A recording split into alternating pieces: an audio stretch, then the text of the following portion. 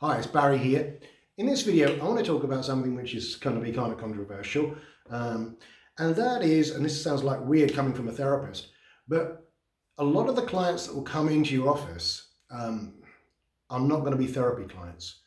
There's going to be something else going on. And if the only tools that you have are just as a hypnotherapist, like some regression to cause or something like that, then you either need to get more training or you need to refer out. So what do I mean? Well, let's say someone comes in and they're saying they're depressed. I'm going to ask them a few questions. I'm not one of these therapists who think that you do everything content free. That's a mistake, in my opinion. There are certainly some techniques that you can use to go to certain events in the past where you as the therapist don't need to know the ins and outs of what happened. But I think you need to know something about the person's life if you're going to be a really good therapist. Call me old-fashioned. And so someone comes in as, let's say, they've got depression. Now, I'm going to be asking them some questions. So I will ask questions like, okay, so tell me, what's your job like? What do you do for a living? And if they say, oh, I've got this XYZ job, and I go, okay, do you enjoy it? Oh yeah, I really enjoy my job. Okay, great. Do you get some form of satisfaction out of your job? Oh yeah, I really love it. Yeah. How's the pay? Is it okay? Are you okay on that? Are you financially okay? Oh yeah, not too bad. I mean, obviously the cost of living has gone up and it's a bit of a squeeze, but that's not an issue. You know, we're okay from that point of view. Oh, okay. So, are you in a relationship? Oh yeah, I'm married. Okay, great. How's that going? Oh yes, really good. Yeah, me and my wife, we're just like brilliant. It's you know, we're the best of friends. Everything's fine.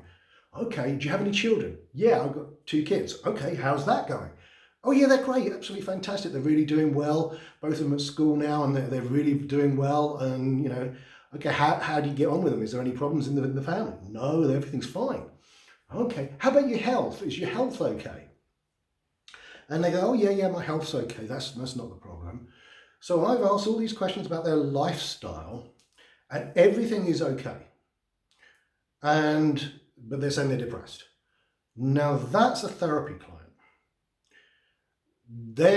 Everything is going right in their life, but they got a problem.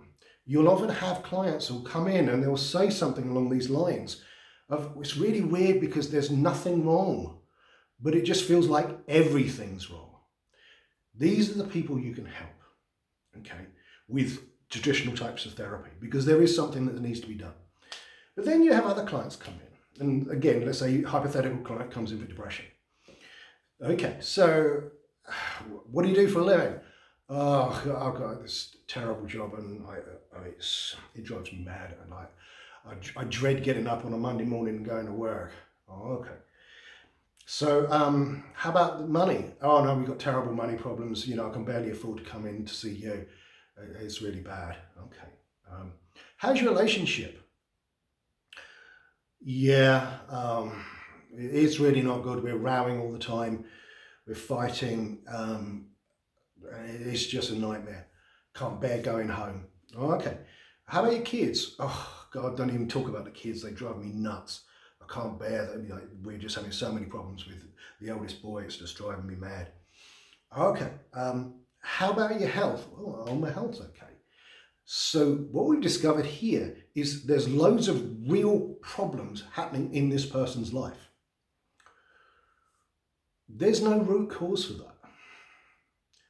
There's no regression to some past event that's going to clear all that up. This is a lifestyle problem. Their needs aren't being met. So if you are just a therapist who just tries to fix the problems, then you're going to have issues with this type of client, because it doesn't matter how many resources you give them, doesn't matter how many times you regress them, you are never going to put a dent in it. These are the type of people who, if they go on antidepressants, they don't work either. Why not? Because their life's crap and they need to change their life. So this is more of a coaching issue. So this is why I'd highly recommend that you either refer out or you train in coaching, because these people need to be coached through to get a better job, to make decisions in their relationship. This is a coaching issue. It's a lifestyle issue. And this is why I think it's really important that therapists need to understand the human needs model, because these people's needs are not being met. And so the solution is not therapy.